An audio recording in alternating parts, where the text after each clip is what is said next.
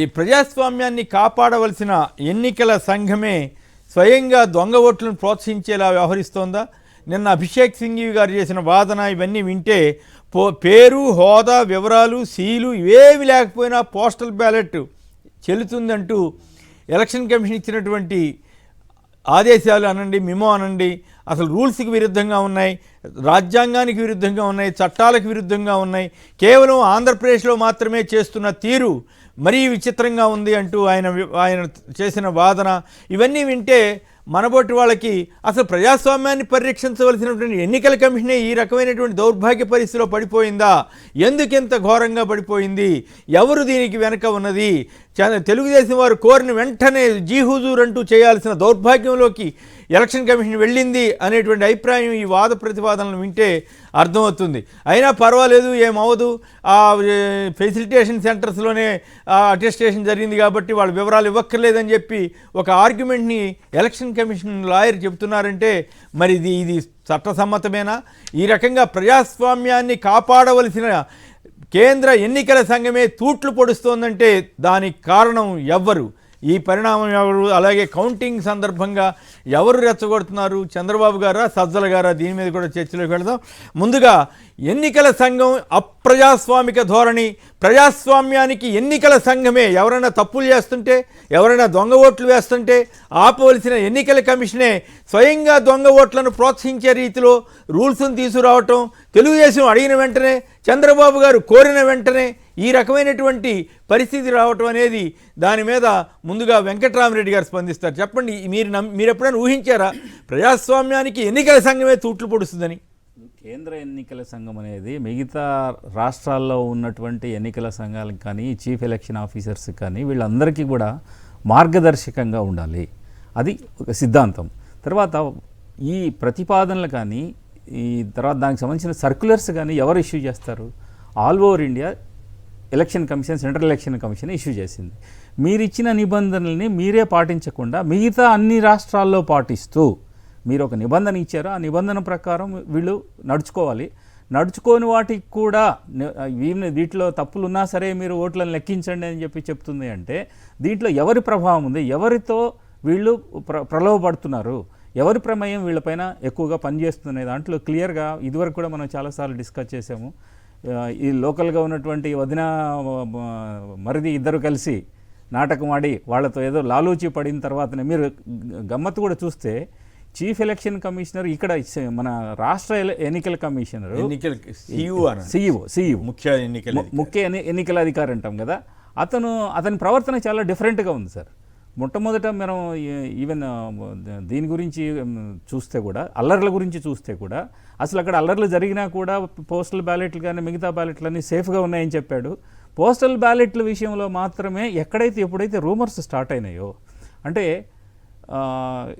ప్రభుత్వ ఉద్యోగులు ఎక్కువగా రాష్ట్ర ప్రభుత్వానికి వ్యతిరేకంగా ఓట్లు వేశారనేటువంటి ఒక రూమర్ ఎప్పుడైతే వీళ్ళు స్టార్ట్ చేశారో అక్కడి నుంచి వీళ్ళు వాళ్ళకి రహస్యంగానో లేకపోతే మామూలుగానో వాళ్ళకి ఇన్ఫామ్ చేసిన తర్వాత ఇటువంటి నిబంధన తీసుకొచ్చారు వాళ్ళు. ఇప్పుడు స్టేట్ ఎలక్షన్ కమిషనర్ ఇచ్చినటువంటి, లేకపోతే ఈ ప్రధాన ఎన్నికల అధికారి ఇచ్చినటువంటి, మీనా ఇచ్చినటువంటి సర్క్యులర్ని మేము విత్డ్రా చేసుకుంటున్నామని చెప్పి కోర్టులో చెప్పి, మళ్ళీ నెక్స్ట్ డే వచ్చేటప్పటికి మేము దాన్ని సమర్థిస్తున్నామని చెప్పేసి సెంట్రల్ ఎలక్షన్ కమిషన్ మళ్ళీ ఇచ్చింది. దీనిపైన దేశం అంతా ఇవ్వాలి కదా, మరి దేశం మొత్తం ఇవ్వాలి. ఒక ఆఫీసరే ఎందుకు ఇచ్చాడు? ఒక ఆఫీసర్ ఒక స్టేట్కి ఎందుకు ఇచ్చాడు? అదొకటి.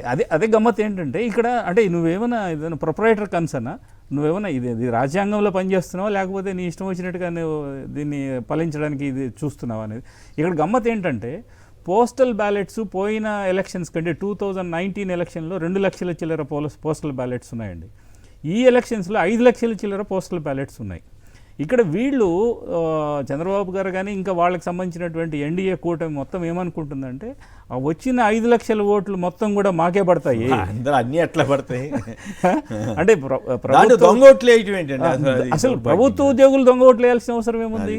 ఎందుకు వేస్తున్నారు? దొంగ ఓట్లు వేసారంట, 2 చోట్ల వేసారంట కొందరు. అది ఇప్పుడు దీనిపైన 2 చోట్ల వేసిన వాళ్ళందరినీ కూడా మనం ఐడెంటిఫై చేయొచ్చు కదా, ఎందుకు ఐడెంటిఫై చేయట్లేదు? తర్వాత మీరు ఇచ్చినటువంటి నిబంధన ప్రకారం ఒక స్టాంప్ లేకుండా ఎవరైనా ఒక సిగ్నేచర్ పెట్టి మనకు ఎవరైనా అటెస్టెడ్ అని రాస్తారనుకోండి సార్, వాళ్ళ డిజిగ్నేషన్ లేకుండా స్టాంప్ లేకుండా ఎవరైనా మన ఏ కోర్టులో కానీ లేకపోతే ఏ గవర్నమెంట్ ఆఫీస్లో కానీ యాక్సెప్ట్ చేస్తారా? ఎందుకు వీటిల్లో కూడా ఎవరు ఖచ్చితంగా స్టాంపు సీల్ అని ఉంటాయి అన్నీ ఉండాలి కదా. అంత ఏది మామూలు లావాదేవీల విషయంలో. కానీ ప్రజాస్వామ్యానికి కీలకమైన ఓటు విషయంలో మాత్రం అక్కర్లేదు.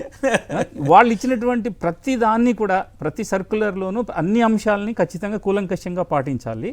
ఓన్లీ పోస్టల్ బ్యాలెట్ విషయంలో మాత్రం ఇటువంటి సిగ్నేచర్స్ ఓన్లీ సిగ్నేచర్ ఉంటే ఎవరి సిగ్నేచర్ అనుకోవాలి? అది కేఎస్ రావు గారిది అనుకోవాలా, నాది అనుకోవాలా, ఇంకో నిన్న మిత్రుడు ఒక ఆయన చెప్పారు, ఎవరు మోహన్ రావు అని విజయవాడ, వీళ్ళు కొంతమంది మామూలు బయట ఈ ఉద్యోగస్తుల దగ్గర నుంచి ఓట్లు తెచ్చుకుని సంతకం పెట్టారు, వాళ్ళతో సంతకం పెట్టించారో లేకపోతే అసిస్టెంట్ ఆఫీసర్తో సంతకం పెట్టించారో వాళ్ళ వీళ్ళు వేసారట.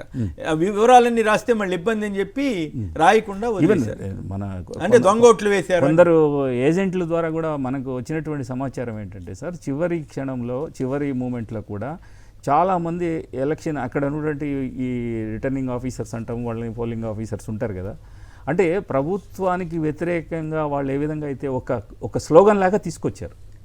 ఎన్డీఏ కూటమి ఆంధ్రప్రదేశ్లో ఒక స్లోగన్ లాగా తీసుకొచ్చేసి మీరందరూ మాకు అనుకూలంగా పనిచేయాలి, మీరందరూ అంటే వాళ్ళంతా మా వాళ్ళేను, అసలు గవర్నమెంట్కి అనుకూలంగా ఒక్క ఉద్యోగి కూడా లేడు, అందరూ కూడా మా వాళ్ళు అనేటువంటి ఒక ప్రచారం చేస్తూ వాళ్ళకి లోగుట్టుగా కూడా చాలా అధికమైన మొత్తంలో డబ్బులు కూడా చెల్లించారనేది ఒకటి. తర్వాత చాలా వరకు ఈ పోస్టల్ బ్యాలెట్లన్నీ తర్వాత కూడా తెచ్చి దాంట్లో వేశారు, ఒక్కొక్క మూకుమ్మడిగా తీసుకొచ్చేసారు అనేది ఒకటి. మరి ఆ సీసీ కెమెరాలు అవన్నీ కూడా పరిశీలిస్తే ఇప్పుడు మనకు అసలు సీసీ కెమెరాలు పెట్టారో లేదో కూడా తెలియదు అన్ని చోట్ల ఈ పోస్టల్ బ్యాలెట్ల విషయం. బట్ అవన్నీ సరే ఆరోపణలు ప్రత్యారోపణలు, కానీ బేసిక్గా ప్రజాస్వామ్యాన్ని కాపాడవలసిన ఈసీ ఎందుకు ఆంధ్రప్రదేశ్లో మాత్రమే ప్రజాస్వామ్యం అక్కర్లేదు? నిన్న అభిషేక్ సింఘ్వి గారి వాదనలో అది క్లియర్గా, అంటే ఇది దీనికి పెద్ద లానో లేకపోతే కామన్ సెన్స్ అండి. ఒక సామాన్య మనిషి కూడా ఆలోచించవలసినటువంటి, నీకొక పద్ధతి నాకొక పద్ధతి, అందరికి ఒకే పద్ధతి ఉండాలి.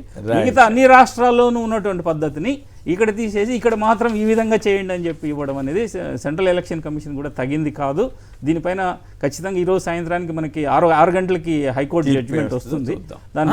ఈ లోపు అసలు ప్రజాస్వామ్యాన్ని ఇప్పుడు మనబోటి వాళ్ళు ఏమైనా తప్పులు చేస్తుంటే నువ్వు తప్పు చేస్తున్నావా అని చెప్పాల్సిన ఎలక్షన్ కమిషనే ఎంత దారుణంగా ప్రజాస్వామ్యాన్ని కుని చేసే పరిస్థితికి వెళ్ళటం అనేది మిగతా ఇప్పుడు శేషన్ లాంటి వాళ్ళు దడదలాడిస్తే మొత్తం దేశంతో ఒకే రాష్ట్రాల్లో ఉన్నటువంటి డీజీపీనో లేకపోతే చీఫ్ సెక్రటరీనో తప్పు చేస్తే, లేకపోతే పోలీస్ ఆఫీసర్ తప్పు చేశారని లేకపోతే వివక్ష చూపించారని చెప్పి వాళ్ళని ట్రాన్స్ఫర్ చేసినప్పుడు ఇక్కడ ఉన్నటువంటి ప్రధాన ఎన్నికల అధికారిని ఎందుకు మీరు ట్రాన్స్ఫర్ చేయకూడదని నేను అడుగుతున్నా.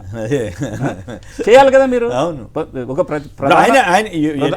ఎలక్షన్ కమిషన్ సంబంధం లేకుండా ఆయన ఇచ్చేసాడు కదా ఈ ఉత్తర్వు. ఫస్ట్ ఎలక్షన్లో పాల్గొంటున్నటువంటి అధికార పార్టీ, అత్యధిక ఓట్లను సాధించుతున్నటువంటి అధికార పార్టీ, వాళ్ళు కంప్లైంట్ చేసినా కూడా మీరు పట్టించుకోవట్లేదు, మీరు దాన్ని పక్కన తొంగలతో కేసి బుట్టలు పడేశారంటే అక్కడే మీ వివక్ష అనేది అర్థమవుతుంది.